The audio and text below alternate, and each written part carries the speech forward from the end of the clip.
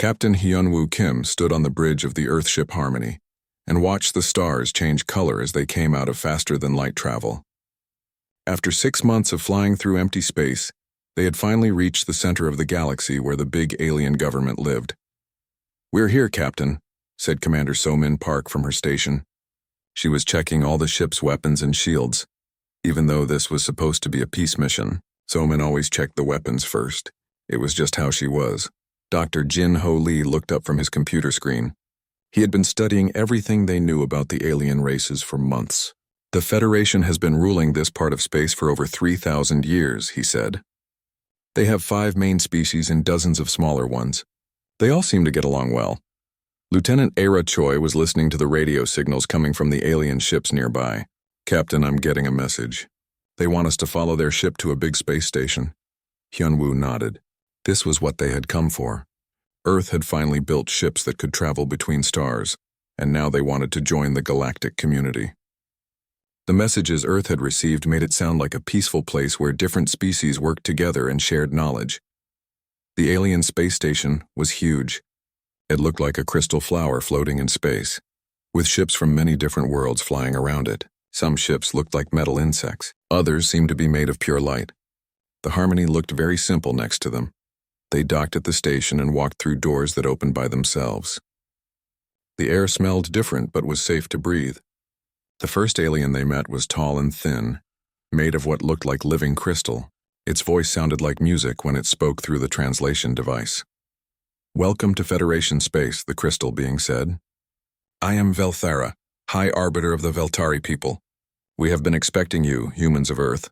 Hyunwoo bowed slightly, the way Earth diplomats had practiced. "Thank you for welcoming us. We come in peace and hope to learn from your great civilization." Velthara's crystal face changed color slightly.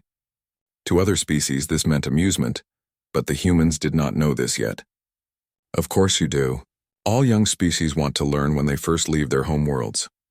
They were taken to a large room where representatives from other species were waiting. A group of insect-like creatures with 4 arms each stood together, speaking in clicking sounds. These were the Morex. Near them, floating balls of light moved in complex patterns. These were the Quidian, beings made of pure energy. "Your species is quite young," said one of the Morex through its translator. "Only 200 years since you discovered electricity. Most species take much longer to reach the stars."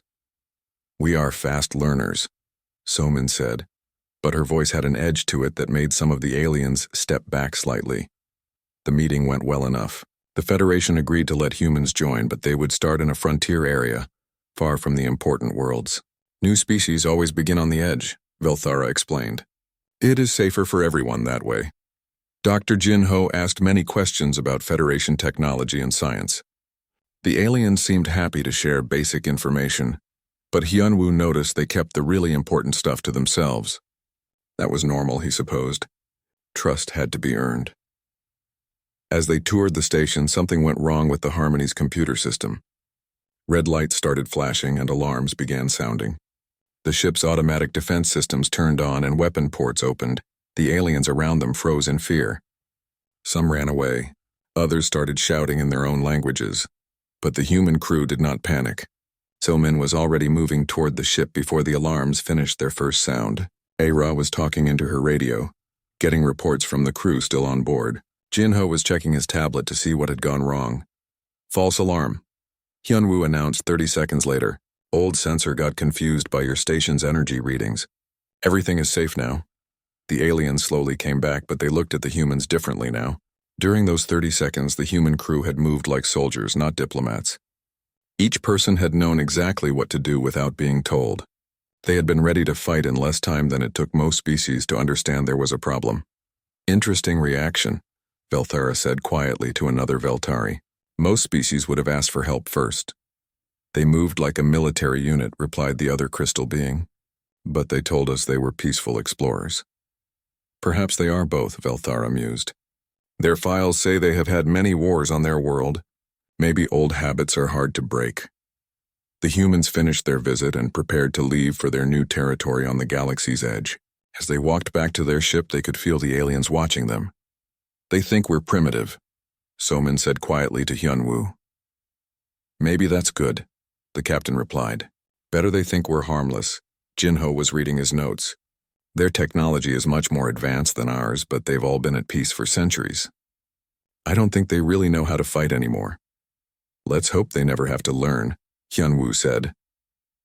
As the Harmony flew away from the Crystal Station, heading toward humanity's new home in frontier space, none of them knew that something was already moving through the dark between galaxies. Something that had been traveling for a long time, looking for new worlds to destroy. The Federation had lived in peace for so long that they had forgotten why anyone would want to make war. But humans remembered. Deep in their bones and blood, they remembered what it meant to fight for survival. Soon the galaxy would learn why Earth's children had never forgotten how to be warriors, and the Federation would discover that sometimes the most dangerous species is the one that looks harmless until it shows its teeth. The stars watched silently as humanity took its first steps into a larger universe, carrying with them the lessons of 10,000 years of war. 6 months had passed since the humans arrived at their new homeworld. The planet was beautiful, with blue oceans and green forests that reminded them of Earth. Governor Min Soo-yoon walked through the main settlement every morning, watching his people build their new lives. The colony was growing fast. Farmer Dong Hyun-baek had planted the first crops with his wife, Yoo-jin. Their daughter, Yoon-ji, only 10 years old, loved to explore the forests around the town. Engineer Jae-woo-shin had built a power plant that used the planet's strong winds. Dr. Sun Hee-jang had set up a hospital that could handle anything from broken bones to alien diseases. Colonel Hye-jin, Nam, was responsible for keeping everyone safe. She had only 50 soldiers, but she trained the colonists too. Everyone knew how to use a weapon and where to hide if trouble came. The other species in the Federation thought this was strange. Why would peaceful farmers need military training? Because you never know what might happen, Hye-jin told anyone who asked. The colony had a good life. Children played in safe streets. Adults worked hard but were happy. Sometimes Federation ships would visit to trade goods or share news. The aliens were always surprised by how well the humans were doing. Then the messages started coming. Ra Choi, who now ran the colony's communications, received the first distress call on a quiet Tuesday morning. It came from a Veltari world near the galaxy's center. Emergency, under attack. Unknown ships. They don't respond to any signals and the message cut off. Ra tried to call back but got no answer. More messages came over the next few hours. More ex-hive worlds were going silent. Quidian energy beings were sending out desperate calls for help. Something was attacking the Federation's most important planets. Governor Min Soo called a meeting in the town hall. The whole colony came to listen. He stood on the small stage and held up the reports Ra had printed. The Federation is under attack, he said. We don't know by whom, but their core worlds are being hit hard. The Federation military is telling all frontier colonies to evacuate immediately. The room was quiet for a moment. Then Dong Hyun raised his hand. What about our crops? We just planted them last month. What about our homes? Asked another colonist. We've worked so hard to build this place. Young Yoonji was sitting with her school friends. Are the bad aliens coming here too? She asked. Min-soo looked at Colonel Hye-jin, who stood up. We don't know yet, she said. But Federation evacuation ships will be here in 3 days. They want everyone ready to leave. That night, Min-soo couldn't sleep. He stood outside his house looking at the stars. This world felt like home now. The thought of running away made him sick. Hye-jin found him there. You're thinking about staying, she said. This is our home now, Min-soo replied. These people gave up everything to come here. How can I tell them to run? The Federation military couldn't stop these attackers, Hye-jin said. What makes you think we can? Min-soo was quiet for a long time. Because we're not the Federation military. The next day brought worse news. Whole Federation fleets were being destroyed. The attacks were not random. They were systematic, destroying everything. The attackers seemed to be some kind of alien species that the Federation had never seen before. Dr. Jin-ho Lee, who had stayed in contact with Federation scientists, called them Ravagers because of what they did to captured worlds. They didn't just conquer planets, they stripped them clean of all life and resources. They're not trying to rule us, Jin-ho explained to the colony leaders. They want to eat us. On the second day, the first Federation refugee ships arrived. They were packed with terrified aliens who had escaped the attacks. The ships landed near the human colony, and hundreds of crystal Veltari, insect Morex, and energy Quidian came out. The humans helped them as much as they could. Sun-Hee set up field hospitals for the wounded. Jae-woo organized housing. The colonists shared their food and medicine, but the refugee aliens looked at the humans strangely. "Why are you not evacuating?" asked a Veltari commander. "The evacuation ships will be here tomorrow." "This is our home," Min-Soo said simply. "You cannot fight the Ravagers," the alien insisted. "They destroyed our battle fleets. They have weapons we cannot understand. Running is the only choice."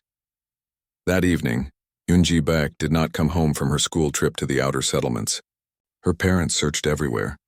Other families discovered their children were missing too. A school transport had broken down in the forest 20 kilometers away. "The evacuation ships leave in 12 hours, the Federation captain announced. "We cannot wait longer." Donghyun held his wife Yoo-jin as she cried. "We can't leave without Yoonji," she said. "The rescue teams will find the children," Hye-jin promised. But then the scanners detected new ships entering the system.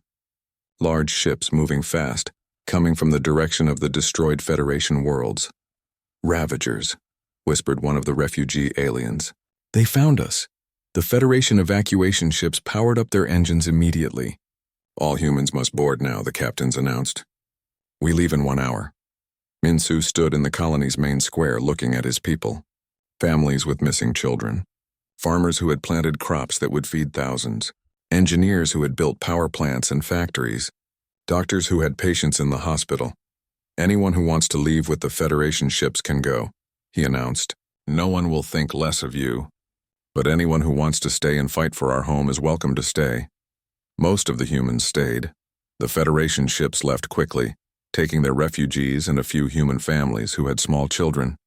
As the evacuation fleet jumped to faster than light speed, the Ravager ships entered the outer part of the solar system. Colonel Hye-jin stood on the colony's observation tower, watching the enemy ships through her binoculars. They were ugly things, covered in spikes and dark metal. "They moved like predators." "How many?" asked Min-Soo. 12 ships. "Maybe 1,000 Ravagers total." Hye-jin lowered her binoculars.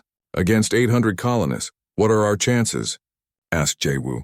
Hye-jin smiled, but it was not a nice smile. "That depends on how mean we're willing to get." As the Ravager ships moved closer to the planet, the humans began to prepare. They had learned from 10,000 years of human history. Sometimes the only way to protect what you love is to become something terrible. The galaxy was about to discover what happened when you threatened a human's home. The Ravager ships landed just after dawn.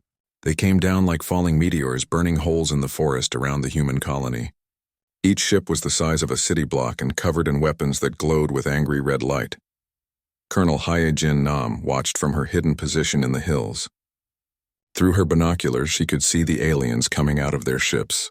They were bigger than humans, with thick gray skin and too many teeth. They carried weapons that shot bolts of green energy. "Just like we thought," she whispered into her radio. "They're hunters, not soldiers." The Ravagers spread out across the valley, expecting to find scared aliens running away. Instead, they found empty buildings and silent streets. They roared in frustration, a sound that made the ground shake. Governor Min-Soo was hiding in the underground tunnels beneath the town with most of the colonists. Dr. Sun-Hee had turned the hospital basement into a field surgery center. Engineer Jae-woo had spent all night rigging explosives throughout the colony. "Remember," Hye-jin's voice came through the radio system Jae-woo had hidden throughout the forest. "We're not trying to win a fair fight. We're trying to survive." The Ravagers found the first trap when they tried to enter the main street.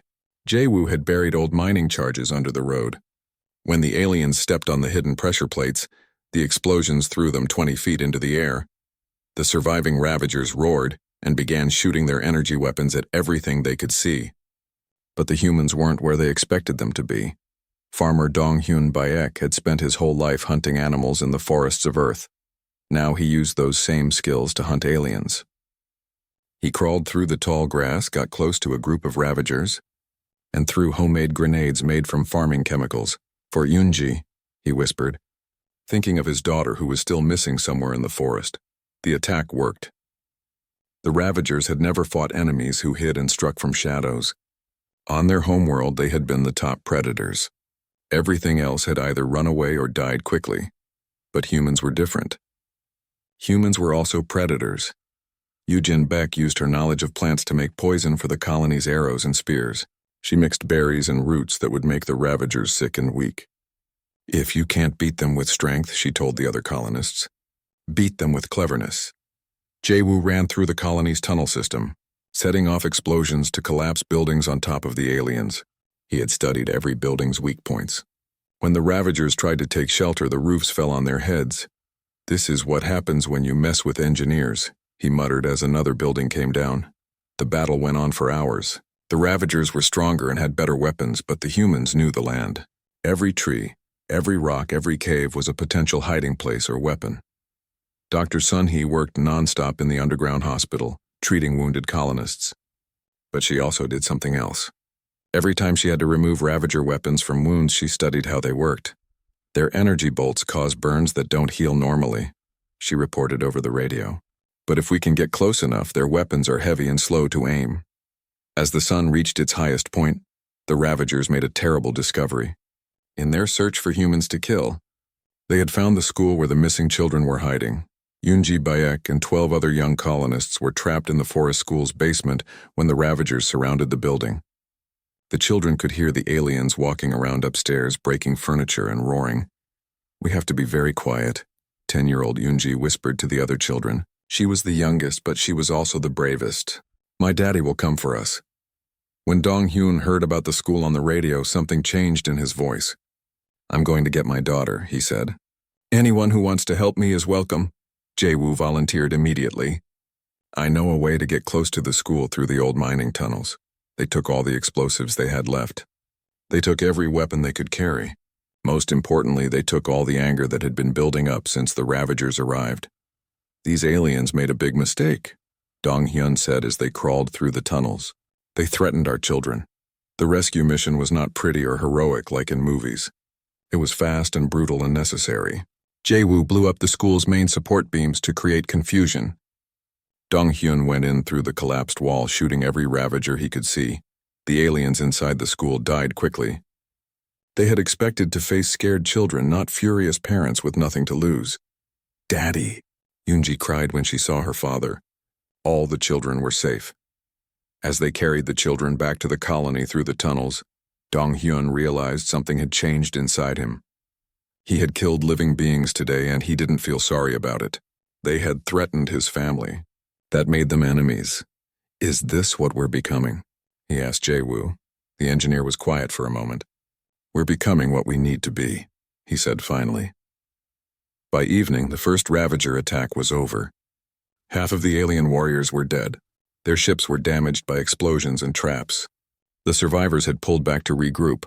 The humans had lost only 15 people, but they had all been changed by the fighting. They had discovered something about themselves that they didn't like but couldn't deny. They were very good at war. Colonel Hee-jin stood in the ruins of the main street, counting their remaining weapons and supplies. "They'll come back with more ships," she told Governor Min-soo. "This was just their first try. Can we win?" Min-soo asked. Hee-jin looked around at the colonists cleaning their weapons and preparing new traps. Farmers had become snipers. Engineers had become bomb makers. Doctors had become tactical advisors. Children had become scouts. "We're not the same people who came here 6 months ago," she said. "The question isn't whether we can win. The question is what we'll be when we're done winning." That night, Jae-woo sent a message toward Federation space. It was short and simple. "Human colony holding position. Ravagers taking heavy losses. Do not send rescue ships. We will handle this ourselves." The message would take weeks to reach Federation space.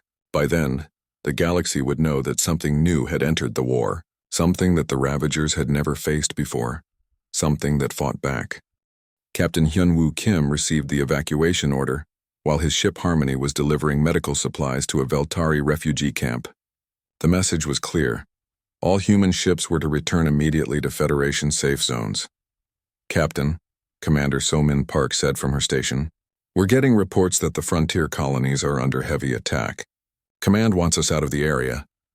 Dr. Jin-ho Lee looked up from his research. He had been studying the energy signatures from Ravager weapons, trying to understand their technology. "If we leave now, those colonists will die," he said quietly. Lieutenant A. Richoy was monitoring multiple radio channels. I'm picking up something strange, Captain. It's a human signal, but it's not asking for help. She played the recording for the bridge crew. It was Jaewoo's voice from the colony. Human colony holding position. Ravagers taking heavy losses. Do not send rescue ships. We will handle this ourselves. The bridge was quiet for a long moment. Then Somin started laughing. It wasn't a happy laugh. Those crazy colonists are actually fighting back. The Ravagers have destroyed entire Federation fleets, Jinho said. How can a few hundred farmers stand against them? Hyunwoo looked at his crew. These people had served with him for 5 years. They had followed his orders through deep space and alien negotiations. Now he was about to ask them to do something that might get them all killed. We're not running, he said. We're going to help those colonists. Somin grinned. About time, Captain. I was getting tired of being diplomatic. The Harmony was not a warship, but Somin was creative. She turned their mining lasers into weapons. She converted their cargo containers into missile launchers. She even figured out how to use their diplomatic shields as ram protection. It's not pretty, she told the captain, but it'll kill aliens. Meanwhile, in Federation space, analyst Mordock of the Morex was studying the reports coming from the human territories. What he was reading made no sense according to everything the Federation knew about warfare. Human colonies were not just surviving the Ravager attacks, they were winning. Colony after colony was reporting successful defenses. Some were even reporting that they had completely destroyed Ravager fleets. This is impossible, Mordock clicked to his assistant. The Ravagers used the same tactics that destroyed our core worlds. How are primitive humans stopping them? Perhaps the reports are wrong, his assistant suggested. 36 colonies all reporting victory. Mordock's forearms moved in agitation. Either humans are lying or we don't understand what we're dealing with. He decided to study human history more carefully. The Federation had basic information about Earth, but they had never looked deeply at human culture. What he found horrified him. Humans had been at war for their entire recorded history, not occasional wars like most species experienced, but constant never-ending conflict. They had fought each other with stones and spears, then with metal weapons, then with explosives, then with chemicals, then with nuclear weapons. Every human technology had military applications. Their medicine was designed to treat combat wounds. Their engineering was built to survive attacks. Their communications were designed to work during battles. Even their farming was organized like a military campaign. They're not just warriors, Mordock realized. War is their natural state. Dr. Jinho made his own discovery while examining a piece of Ravager technology that Somin had shot off an enemy ship. The neural patterns in the alien brain tissue told a story that chilled him. Captain, he said, I don't think the Ravagers are from this galaxy. What do you mean? Hyunwoo asked. These brain scans show trauma patterns, fear responses. The Ravagers aren't conquering our galaxy because they want to. They're running from something that scared them out of their home galaxy. The implications were terrifying. If the Ravagers were refugees fleeing from something even worse, what did that say about what was coming next? We need to tell the Federation, Ara said. First, we need to understand what we're really dealing with, Hyunwoo replied. Back on the colony world, the second wave of Ravager attacks had begun. This time, the aliens came with more ships and different tactics. But the humans had been learning too. Governor Minsu had organized the colonists into proper military units. Farmers became scouts and snipers. Engineers became demolition experts. Even the children had jobs carrying messages and supplies through the tunnel systems. Colonel Haijin had studied the Ravager attack patterns and found their weakness. They're pack hunters, she explained to her squad leaders. They coordinate their attacks, but they panic when their leaders are killed. The humans began targeting Ravager commanders specifically. Donghyun had become an expert sniper, picking off alien leaders from long range. Yujin had learned to identify which Ravagers gave orders by watching their body language. Kill the big ones, first became the colony's motto. Dr. Sunhee made another important discovery while treating wounded humans. The Ravagers don't understand medicine, she reported. When their people get hurt, they just leave them to die. They don't know how to treat wounds or infections. This gave the humans another advantage. Every wounded human could return to fight. Every wounded Ravager was out of the war forever. As weeks passed, more human colonies reported victories. The Federation began receiving detailed battle reports that read like horror stories to their peaceful civilizations. Humans were using tactics that had been banned by galactic law for centuries. They attacked at night. They used civilian buildings as military bases. They turned farming equipment into weapons. They even used their own children as scouts and messengers. "This is barbaric," High Arbiter Velthara said when she read the reports. "How can we allow such brutality?" "Because it works," replied her military advisor. "Human colonies have destroyed more Ravager ships in 2 months than our entire fleet destroyed in 2 years. When the Harmony arrived at the first human colony, Hyun-woo could not believe what he saw. The settlement looked like a fortress. Every building had been turned into a defensive position. The colonists moved like soldiers, not farmers. "Welcome to the war, Captain," Governor Min-soo said when they met. The man had scars on his face and arms, and his eyes had the hard look of someone who had seen too much fighting. "Are you winning?" Hyun-woo asked. Min-soo smiled grimly. "Define winning." "We're alive. The Ravagers are not, but we're not the same people who came here to build a peaceful colony."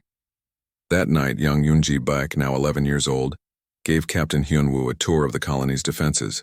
She explained the tunnel systems, the weapon caches, and the communication networks with the enthusiasm of a child showing off her toys. "This is where we keep the big bombs," she said proudly. "Jae-woo taught me how to make them. And this is where Daddy teaches the new people how to shoot aliens." Hyun-woo realized that an entire generation of human children was growing up thinking that war was normal, that making weapons and killing enemies was just part of daily life. "What do you want to be when you grow up?" he asked Yoonji. "A soldier," she said without hesitation. "Like Mama and Daddy."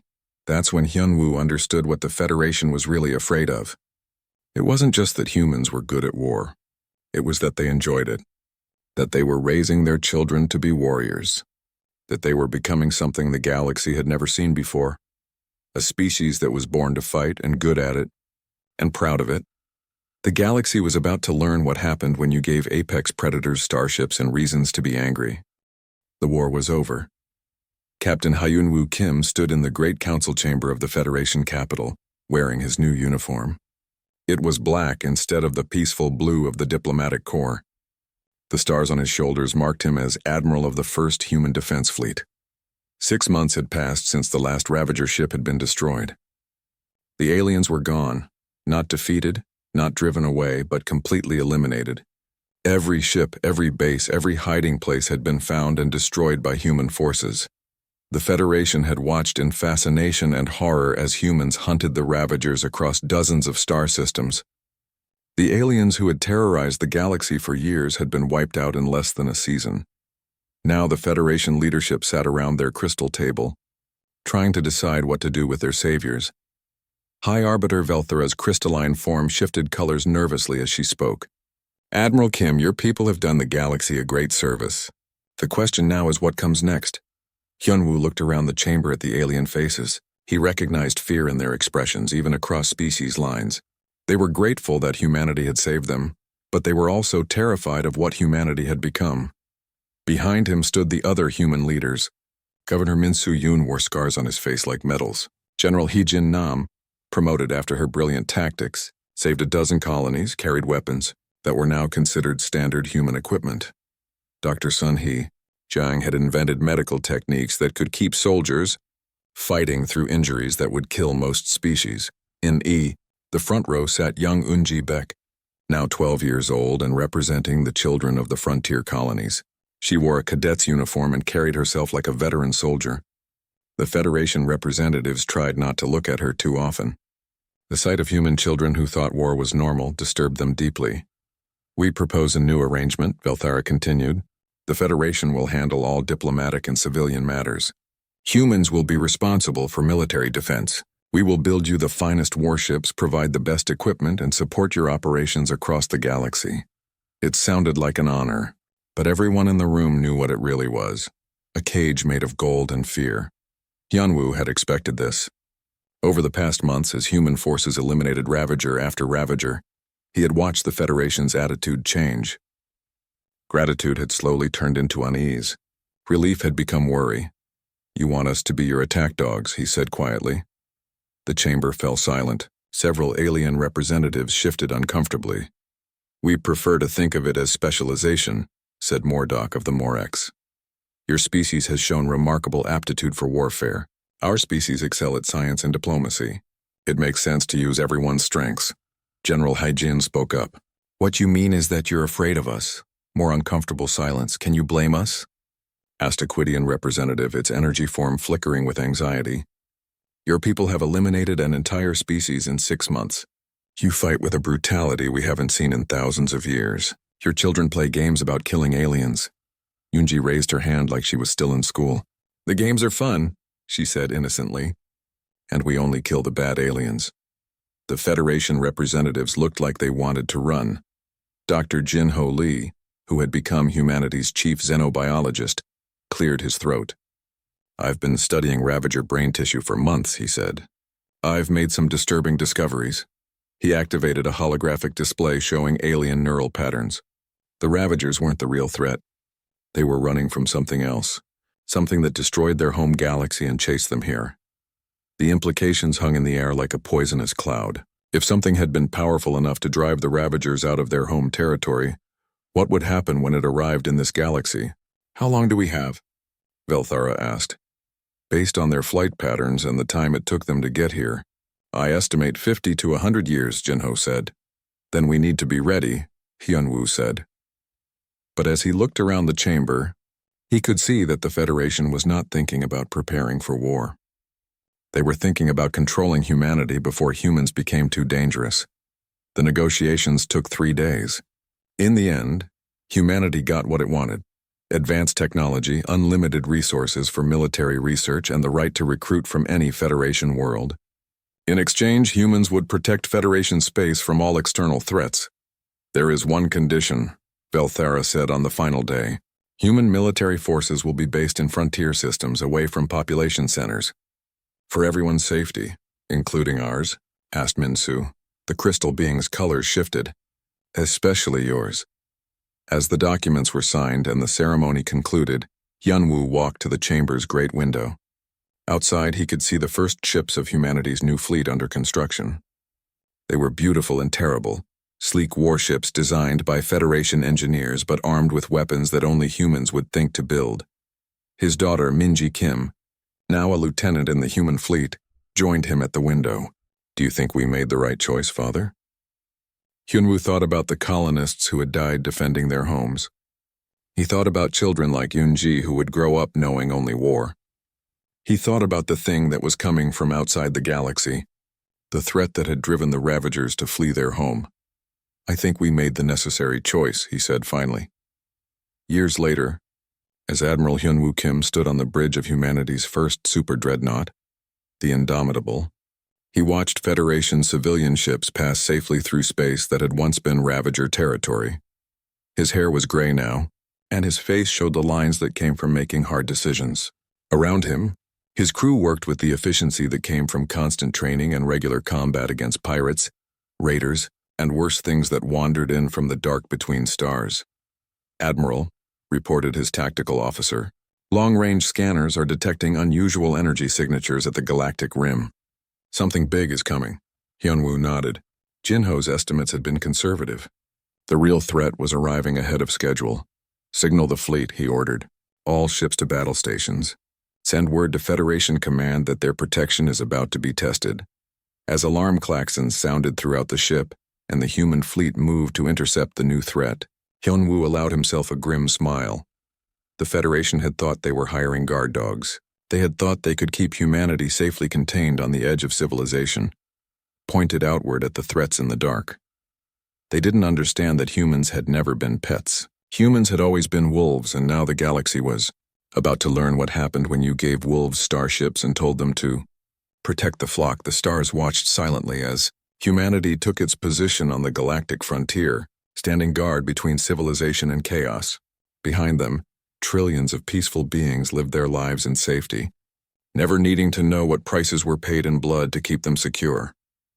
And in the darkness beyond the galaxy's edge, something ancient and hungry began its final approach toward a prize it had been seeking for millennia.